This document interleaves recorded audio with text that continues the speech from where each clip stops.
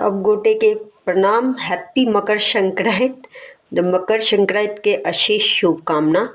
देखियो जे भगवान के सवेरे सकाल पूजा के लिए है आइ जे के दिन जे छे से तिल चाउर ई सब चढ़ावल जाय छे। तो चूँकि आइ एकादशी छे तो चाउर तो नहीं चढ़लेन है, तिलकुट से भोग लगेलियन है।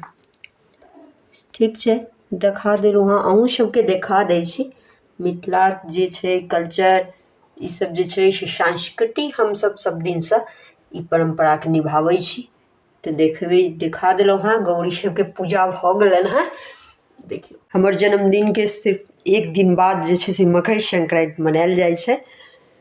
तो ई पाबनि जे छे से ओनाहियो सब दिन जे छे से 13, 14 या फिर 15 के बढ़ि गेल। तो एहि बेर जे छे से मतभेद छे दू दिन के बीच में।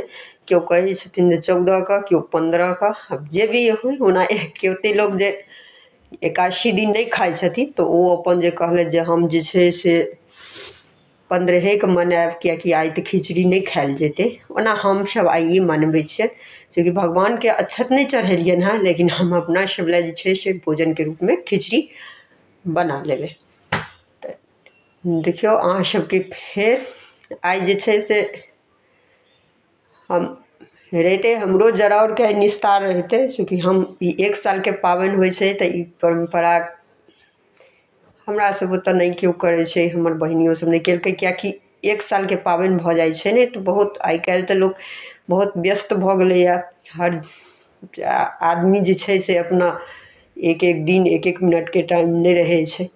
तो एहि सबके नहीं करे तो हम जे छे से ई पाबनि के भगवान के जे छे से गोर लागि लेलिए जे भगवान ओनाहियो भगवान जे छे से सब दिन सब मनोकामना पूरा करथिन।